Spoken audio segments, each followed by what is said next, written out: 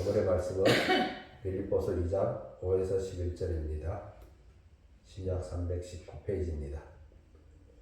다 찾으셨으면 함께 합독하겠습니다. 읽겠습니다.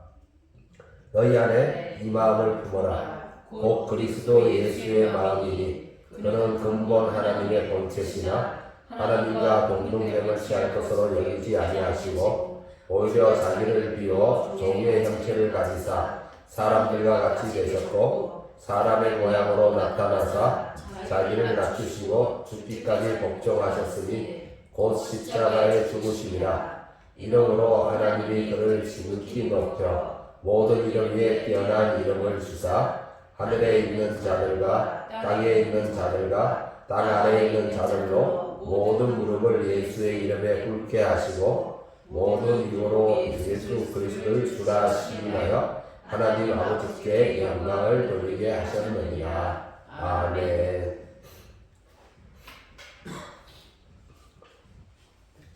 오늘 종료주의를 맞아서 빌립보서 2장의 말씀을 들고 우리가 마음에 품어야 할 우리의 믿음의 내용들을 한번 살펴보겠습니다. 오늘은 이렇게 이제 종료주일로 예배를 드리게 되는데 오전에 이어서 오후에도 계속 종료주일로 예배를 드리게 됩니다. 종료주일은 때가 되어 예수님이 예루살렘으로 입성할 때 명절을 위해 모여든 많은 사람들이 예수님을 왕으로 영접한 날입니다. 각자 자기의 겉옷을 벗어서 길에 깔고 또 종려나무를 베어서 종려나무를 길에다 펴고 또 종려나무를 손에 들고 왕으로 오신 예수님을 영접했습니다. 그래서 우리는 이날을 가리켜 종려주일이라고 합니다.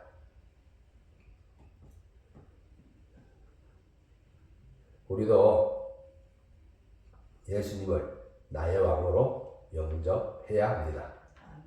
예수님이 어린 나귀를 타고 들어가실 때 많은 사람들이 영접하여 길에다가 겉옷과 종려나무를 베어 펼쳐놓고 호산나를 외쳤습니다. 자신들을 구원할 왕으로 환호했죠.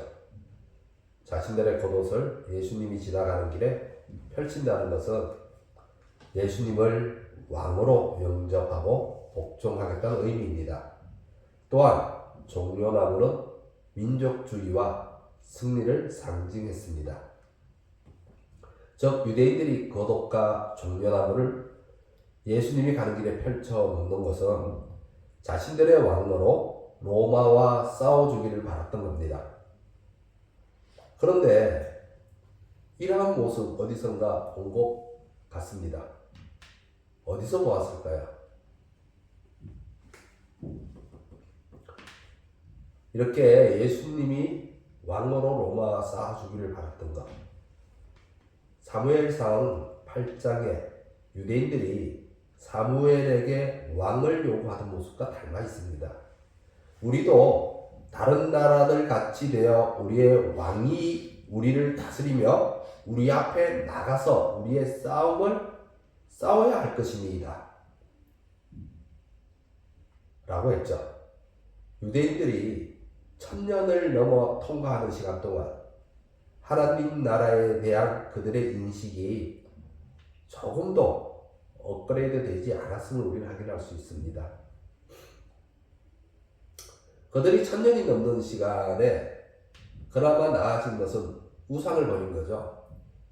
물론 이제 이 우상이라는 의미는 여러 가지 의미가 있지만 일단 그들이 말하는 조각상으로 세워놓은 그 우상들을 버리는 거였습니다. 그런데 그것만 버렸지 여전히 하나님 나라에 대한 인식은 바뀌지 않고 있었습니다. 유대인들은 예수님이 자신들의 왕이 되어 로마와 싸워 그들을 자신들의 땅에서 내쫓아 줄 것을 기대했죠. 로마로부터 독립을 원하고 있었던 겁니다. 유대인들이 나라를 잃고 다른 나라의 식민 지배를 받은 지 대략 600년이 지났습니다. 우리나라는 얼마나 일본의 식민 지배를 받았죠? 대략 한 35년입니다. 그런데 거기에 한 18배? 600년이면?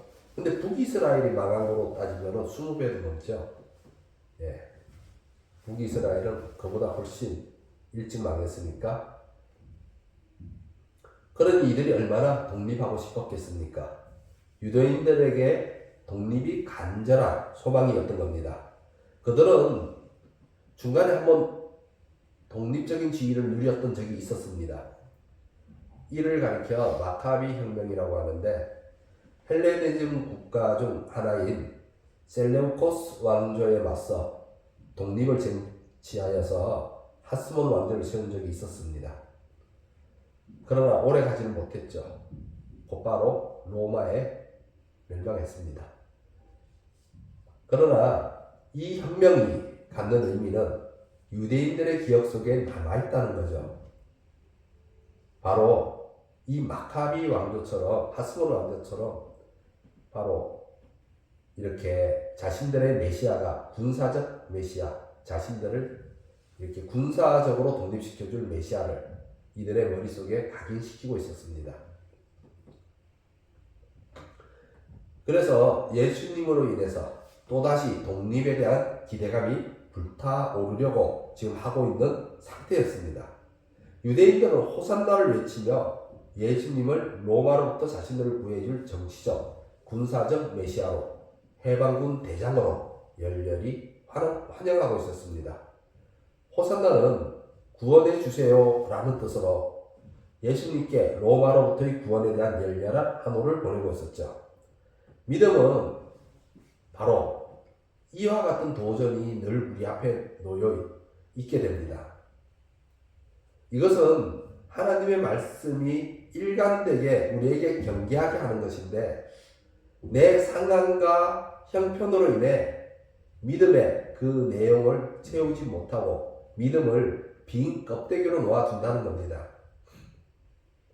신앙의 모습이 언제나 내게 있는 문제를 해결받으려고만 하고 내 믿음 안에 그 내용을 채워넣는 것에는 아직 주의를 기울일 만한 영적인 힘이 부족하다면 우리는 주님과 동행한다 할지라도 주님의 일하심에 합당하지를 못하게 됩니다. 주님과 함께 할 수 없게 되는 거죠. 결국은 공중에서 하나님과 만나는 날 우리는 함께 주님과 만날 수가 없게 됩니다. 그래서 사무엘은 여호와께서 번제와 다른 제사를 그의 목소리를 청정하는 것보다 여호와께서 번제와 다른 제사를 그의 목소리를 청정하는 것을 좋아하신 같이 좋아하시겠나이까? 라고 묻죠. 그러면 좋아하지 않는다는 얘기죠. 무엇을 더 좋아한다고요? 번제와 제사를 더 좋아합니까? 목소리를 청정하는 것을 더 좋아합니까? 목소리를 청정하는 것을 더 좋아하죠. 그리고 순종이 제사보다 낫고 듣는 것이 순양의 기름보다 낫다고 가르치고 있습니다. 사무엘은. 그러면 바울은 이제 5절에서 이렇게 말하죠. 우리 안에 그리스도 예수의 마음을 품으라고 권면하고 있습니다. 바울이 이와 같이 권면하는 것은 우리의 영적인 지각이 풍성하도록 하기 위한 것인데 영적 지각이 풍성함으로 예수 그리스도의 본을 따르게 하기 위함입니다. 이는 바울 자신의 얘기이기도 하죠. 바울은 고린도전서나 빌립보서에서 형제들에게 자신을 따를 것을 권면합니다. 오늘의 말씀이 빌립보서 2장인데 그 뒤에 보면 3장이 나오죠. 빌립보서 3장 17절을 보면 이렇게 말합니다. 형제들아 너희는 함께 나를 본받으라. 그리고 너희가 우리를 본받은 것처럼 그와 같이 행하는 자들을 눈여겨보아라. 이렇게 바울은 본받는 것에 대해서 강조를 합니다. 그리고 고린도전서 11장에 가면 11장 1절에 가면은 이렇게 말하죠. 내가 그리스도를 본받는 자가 된 것 같이 너희는 나를 본받는 자가 되라. 이렇게 말하죠. 바울 자신이 그리스도를 본받아 행하고 있기 때문에 자신을 본받는 것은 곧 그리스도를 본받는 것과 하나로 여겼습니다.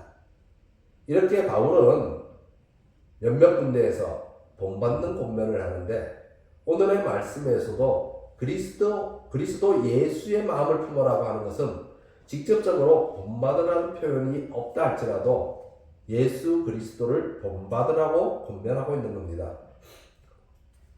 그런데 우리에게 영적인 지각이 부족하면 늘 언제나 내 상황과 형편에서 나의 인식이 벗어나지 못합니다. 내 형편과 상황에 내 인식이 묶여버리죠. 이렇게 되어버리면 예수님이 하고자 하시는 것과 나의 인식 사이에서 차이가 만들어지게 됩니다. 한마디로 예수님과 동상이몽의 동행을 하게 되는 거죠. 그래서 바울은 그리스도 예수의 마음을 품으라고 합니다. 그렇다면 그리스도 예수의 어떤 마음을 품어야 할까요? 그래서 오늘 바울이 권면하는 그리스도 예수의 마음에 대해서 한번 살펴볼까 합니다. 우리가 종료주의를 맞아 이 그리스도 예수의 마음을 품어서 또 우리가 좀 더 예수님을 닮아가는, 그리고 예수님과 동상이몽의 동행을 하는 것이 아니라 예수님의 합한 동행을 할 수 있는 우리 여러분 되시기를 주님의 이름으로 축원합니다. 자, 6절과 7절을 우리 다 같이 읽어보겠습니다. 자, 6절부터 해서 6절, 7절 오늘은 한번 읽어보겠습니다.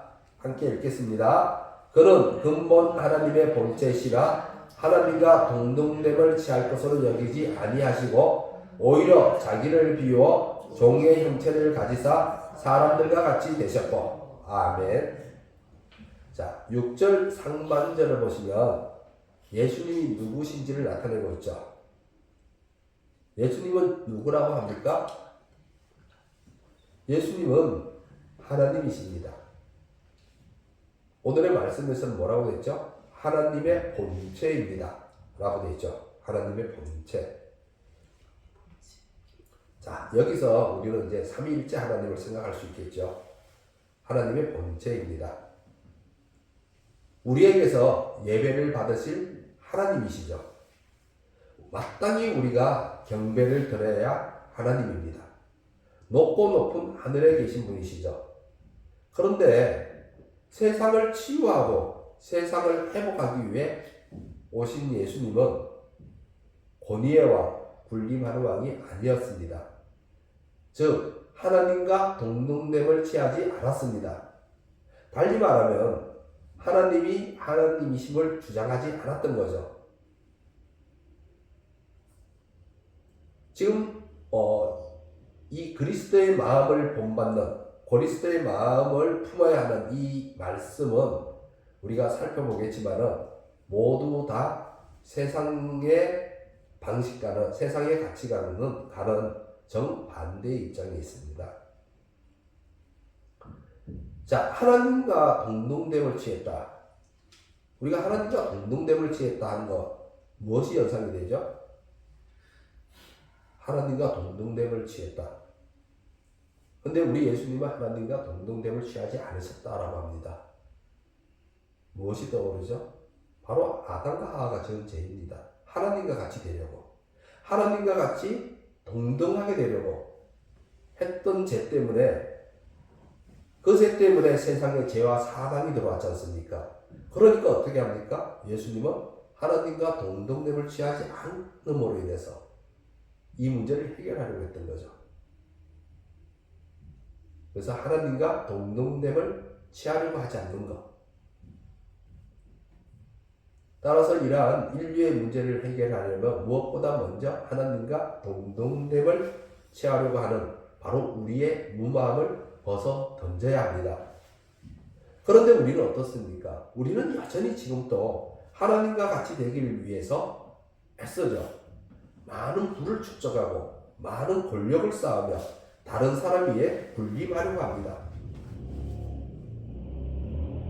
그리고 뭔가 문제를 해결하려면 힘이 있어야 하고 능력이 있어야 합니다. 그리고 더 많은 자원을 확보해야죠. 또 필요한 자원을 끌어다 쓸 수 있어야죠.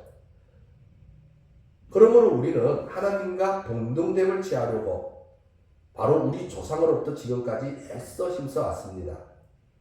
이런 면에서 고대 근동 지역의 왕들은 자신들을 신의 대리자나 신의 아들로 자처해 왔죠. 그리고 지금은 어떻습니까? 딱히 사람을 가리켜 신의 아들이다, 신의 대리자라고 말은 하지 않지만 그야말로 어느 한 사람이 무소불위의 권력을 휘두르며 하나님과 같이 되려고 합니다. 하나님을 두려워하지 않죠. 그래서 저는 요즘 일어나는 전쟁을 보면서 아이러니한 모습을 느끼게 됩니다. 단 한 사람, 러시아는 푸틴 한 사람으로 인해서 그 많은 사람이 죽고 전쟁이 일어나죠. 그리고 이란과의 전쟁은 어떻습니까? 이스라엘의 네타냐후 총리 그 한 사람으로 인해서 미국이 좌지우지되고 전 세계가 그 전쟁에 휩쓸려 들어갑니다. 우리가 북한을 보더라도 그 김일성 일가, 김정은이 하나 때문에 모든 국민이 고통 속에 살고 있습니다. 이와 같이 우리는 하나님과 동등해지려는 이 모습 때문에 바로 노아 때 했던 말이 무엇이죠? 포악함이 가득했더라. 세상에 포악함이 가득해지죠. 전쟁이 끊이지를 않고. 그래서 세상의 문제가 해결이 되려면은 바로 예수님이 하신 방식, 하나님과 동등됨을 취해서는 안 됩니다. 그래서 예수님은 바로 이 문제를 해결하기 위해서 보냄을 받았기 때문에 예수님의 그 하나님의 지혜로 바로 하나님과 동등되지 않음을 취하는 그러한 모습으로 왔습니다.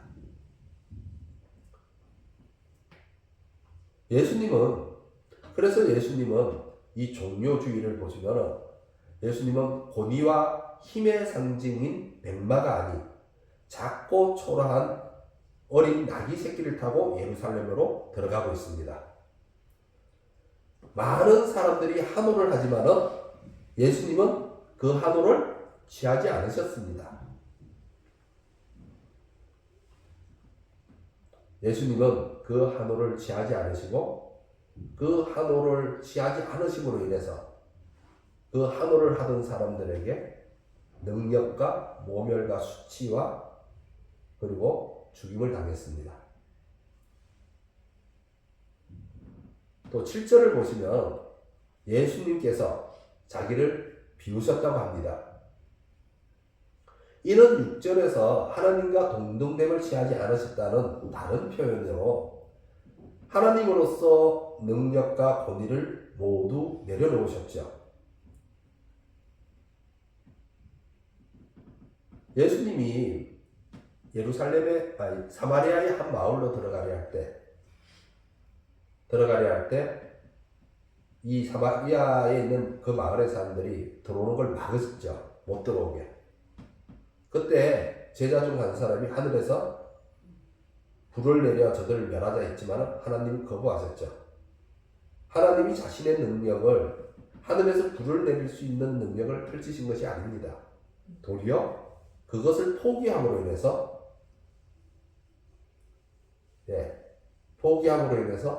주님은 주님의 뜻을 하나님의 뜻을 받들어 나가고 있습니다. 그리고 제가 몇 달 전에 중장년층 취업에 대해 취재한 것을 본 적이 있었습니다. 어떤 사람이 대기업에서 꽤 높은 직에 있었던 것 같은데 퇴직을 했습니다. 근데 요즘은 전부 수명이 길다 보니까 퇴직을 해도 아직 젊은 나이죠. 그래서 뭔가 일을 해야 됩니다. 그리고 요즘은 이 젊은 나이에 퇴직을 했는데 또 생각보다 자녀들을 또 이렇게 케어해줘야 되는 부분들이 있어서 돈을 많이 필요로 하는 것 같습니다. 그래서 계속해서 일을 하기 위해 또 일을 잡는 것들을 봤는데, 그런데 이렇게 이제 나가서 일을 잡는데 자기가 지금까지 해왔던 일의 연장선에서 취업을 할 수 있으면은 뭐 큰 문제도 안 되고 또 그 경력을 인정받아서 좋은 자리에 가서 일을 할 수 있겠죠. 그러나 그런 사람보다 또 그렇지 못한 사람도 많습니다. 그러다 보니까 이제 단순 노동, 예를 들어서 저기 카카오 자전거처럼 이런 전기 자전거들이 이제 있죠. 그런 거 수거하러 다니는 일, 뭐 이런 여러 가지 단순 노동 일에 참여를 하게 되는데, 이제 이 분에 대해서 이제 취재를 했던 겁니다. 근데 이분의 말이 그렇죠. 대기업의 부장이었던, 대기업의 이사였던, 뭐 고위직에 있었던, 자기가 전문가였던, 빨리 그 사실을 빨리 잊어야 한다고 합니다. 그것을 안 잊고 있으면 일하는데 지장이 된다고 합니다. 도리어 내가 누구였는데 그 일을 못한다는 거죠. 그러나 그 일을 해내려면은, 내가 그 일을 하려면은 빨리 내가 과거에 누구였는지를 잊어버려야 된다는 거죠. 그래야 자기가 구한 일을 할 수 있다는 겁니다. 물론 오늘의 이 말씀을 보면 뭐 예수님과 딱 떨어지는 예화라고는 볼 수 없겠지만, 그래도 주님께서 자기를 비우신 것에 대한 이해는 어느 정도 될 것 같습니다. 주님께서 성부 하나님과 맺은 내적 약속은 바로 자기를 비우심으로 이룰 수 있기 때문에, 자기를 비우지 못하면 이룰 수 없는 일입니다. 저 앞에 예화를 든 사람처럼 자기가 누구였든지 빨리 잊어버려야 현재 자기 일을 할 수 있죠. 예수님은 미련 없이 자기를 비우셨던 겁니다. 그렇다면 우리 또한 예수님을 따라서 자기를 비우는 훈련이 되어 있어야 하나님의 부르심에 합당한 믿음을 지닐 수 있게 됩니다. 내가 부자이든 아니든, 내가 높은 자리에 있든 또는 내가 어떠한 사람이든 간에 주님 앞에서 또는 주의 형제 앞에서, 주의 자매 앞에서, 또는 믿지 않는 불신자들 앞에서 나의 사회적 지위, 나의 재력 등을 내세워서는 안 되겠죠. 세상 사람들은 항상 이런 것들을 내세워 나의 위험을 드러내려고 하고, 다른 사람을 얕잡아 보려고 하고, 억누르려고 하고, 억압하려고 합니다. 요즘 이런 것들을 가리켜 뭐라고 하죠? 갑질이라고 하죠. 예, 본성적으로 우리는 부패해 있기 때문에 갑질하기를 좋아합니다. 그래서 예수님은 세상을 치료하고 회복하기 위해 하나님이시면서도 자기를 비우십니다. 자기를 비우는 것, 기득권을 내려놓는 것이야말로 세상을 구원할 수 있는 유일한 방법이기 때문입니다. 그리고 세 번째를 보시면, 역시 7절에 보시면 종의 형체로 오셨습니다. 7절을 보시면 자기를 비워 종의 형체를 가지사 사람들과 같이 되셨다라고 합니다. 그 높고 높은 하늘에 계신 분이 하나님과 동등됨을 취하지 않음으로 인해서, 즉 하나님의 자리에 있으려고 하지 않음으로 인해서, 만약 예수님이 하나님의 자리를 포기하지 않으시고 하나님의 자리에 있으려고 했다면 사람으로 오지 않으셨겠죠. 사람의 몸을 입고 이 땅에 오지 않으셨을 겁니다. 아기 예수로 태어나지 않았을 겁니다. 그러나 하나님이 하나님의 그 동등됨을 포기하고 기독권을 내려놨기 때문에 하나님의 자리에 있는 것이 아니라 사람의 자리로 온 거죠. 우리의 자리로 왔습니다. 그러니까 자신을 얼마나 낮추셨는지, 자신을 얼마나 비하시키셨는지 우리 예수님은. 그래서 유대인들은 모두 예수님을 하나님이기보다는 저 갈릴리의 한 숲수의 아들, 정말 그 높고 높으신 하나님이 하나님으로서 영광을 받지 못하고 사람들에게 정말 그 뭐랄까요, 경멸을 당하는 위치까지 내려왔지 않습니까? 그리고 지금도 여전히 그렇게 몸을 입고 오신 예수님을 인정하지 않는 분들이 굉장히 많죠. 매우 많습니다. 그래서 예수님을 못 믿는 거죠. 그러나 주님은 오직 그것만이 세상을 구해낼 수 있다는 사실을 알았기 때문에 자신의 기득권을 내려놓은 것이었습니다. 그래서 사람의 몸을 입고 종의 형체로 왔죠. 그런데 어떤 종의 형체? 섬김의 종으로 오셨습니다. 하나님과 동등함을 취하지 않으시고 자기를 비우신 예수님이 섬김의 종으로 오셨던 겁니다. 굴림이 아니라 섬김이죠. 그래서 예수님이 제자들에게도 가르칠 때 뭐라고 하죠? 자, 우리 마태복음 20장 25절부터 28절까지 다 같이 읽어보겠습니다. 시작 페이지로는 34페이지입니다. 마태복음 20장 25절에서부터 28절, 신약 페이지로는 34페이지.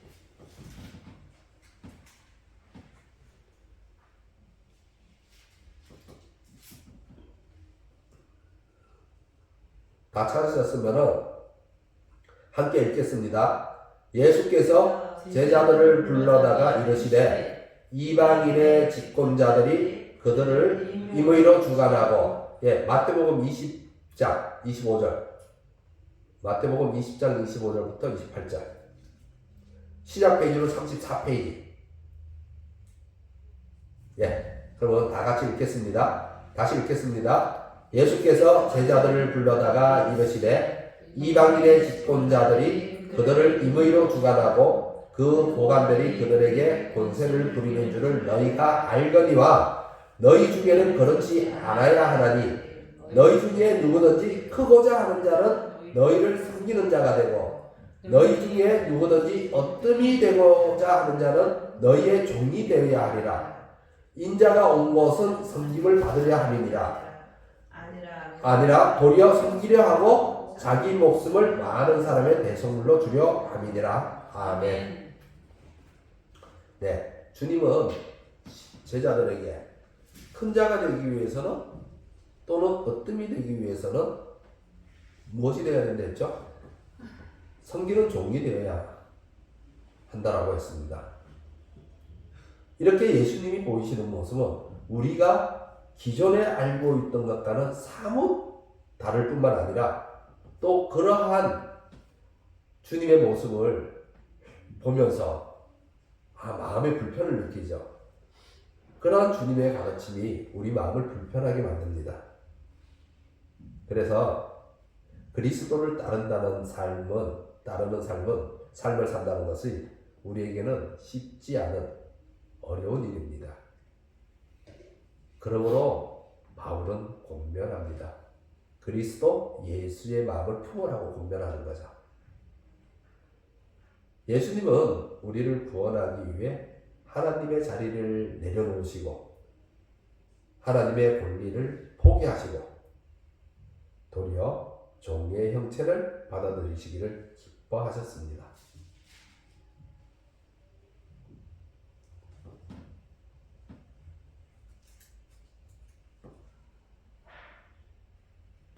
그리고 8절을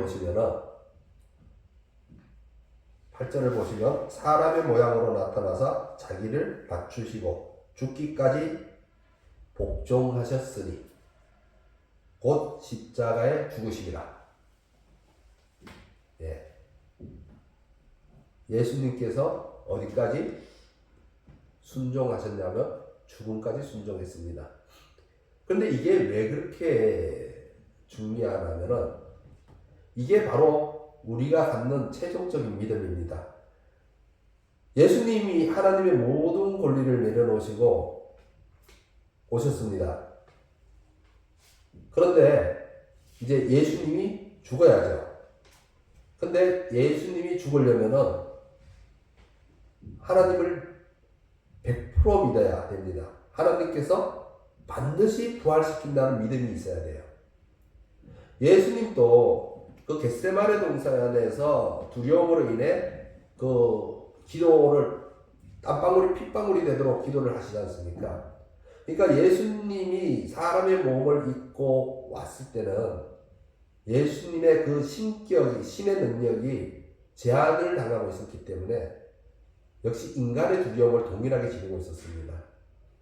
그렇기 때문에 그러한 두려움, 그래서 믿음의 반대는 뭐죠? 믿음의 반대는 두려움입니다. 두려움, 공포예요. 그러니까 우리는 두려움 때문에 믿지 못하죠. 항상 두려움 때문에 믿지 못하는데, 바로 예수님이 그 죽음까지 내려가시고 복종하신 것은 그것이 두려움을 극복하는 믿음입니다. 우리가 최종적으로 극복해야 될 믿음이죠. 근데 아직 우리는 이제 이 믿음까지 못 가죠. 근데 이 믿음을 누가 구현했죠? 이 믿음을 누가 구현했냐면 아브라함이지 않습니까? 아브라함은 그 죽음을 극복하는 믿음을 통해서 이삭을 바칠 수 있었던 거죠. 그 믿음이 없었다면 아브라함은 절대로 이삭을 바칠 수가 없었습니다. 왜냐하면 아브라함은 100살의 아들을 낳았지 않습니까? 정말 낳을 수 없는 상황 속에서 아들을 낳았습니다. 그렇다면 믿음 없이는 바칠 수 없는 것이 이삭입니다. 우리 주님이 십자가에서 죽으심도 역시 믿음 없이는 바칠 십자가에 매달릴 수가 없습니다. 그러나 주님께서 바로 하나님에 대한 믿음을 우리에게 보여주시는 거죠. 죽음까지 복종한 믿음. 그 믿음이 우리에게 있어야 한다는 겁니다. 아멘. 그럴 때 비로소 이 죽음까지 복종하는 믿음이 있을 때 바로 우리가 거꾸로 올라가서 섬김의 종이 될 수 있고 자기를 비울 수 있고 하나님과 동등됨을 취하지 않아도 되게 됩니다.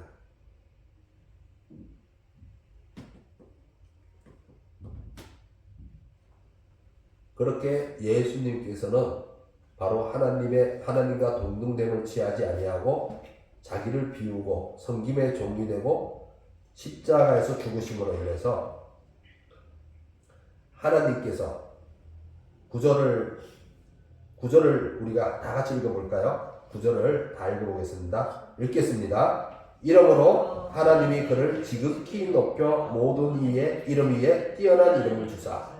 아멘. 네. 이 모든 것을 하나님에게 맡겼을 때,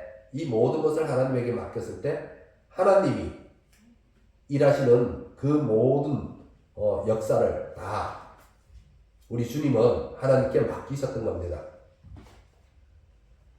그리고 그렇게 죽음까지 순종했던 바로 예수님에 대해 하나님께서 모든 이름 위에 뛰어난 이름으로 그를 다시 들어올리시는 거죠.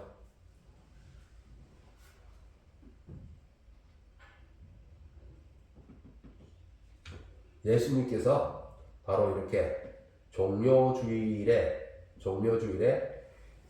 어린 나귀 새끼를 타고 예루살렘 성을 입성하면서 이런 모든 순종의 길을 걸었던 겁니다. 그 고난과 이제 우리 오늘이 종료주일이니까 내일부터는 고난주일입니다.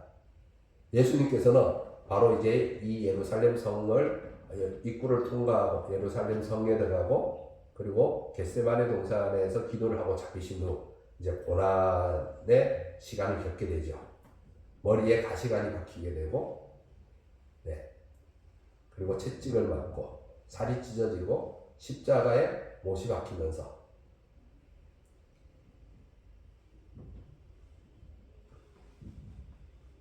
그래서 그렇게 하실 때 하나님께서는 예수님을 부활시키시고 살리시고 그리고 모든 이름들을 하늘에 있는 자, 땅에 있는 자, 땅 아래에 있는 자, 모든 이 생명체들을 있는 자들을 모든 무릎을 예수님의 이름에 꿇게 하십니다. 그래서 예수님이 다시 우리가 그 데살로니가 전서를 데살로니가 전서에 나왔듯이 예수님이 바로 예수님에게 다시 재림하게 하시고 그 예수님에게 모든 그 성도들을 모이게 하고 예수님으로 하여금 모든 성도들을 모으게 합니다. 그리고 모든 성도 위에 가장 뛰어난 이름으로 바로 하나님 나라에서 왕으로 부림하시죠. 그리고 우리는 그 왕으로 군림하시는 예수님과 함께 있게 됩니다.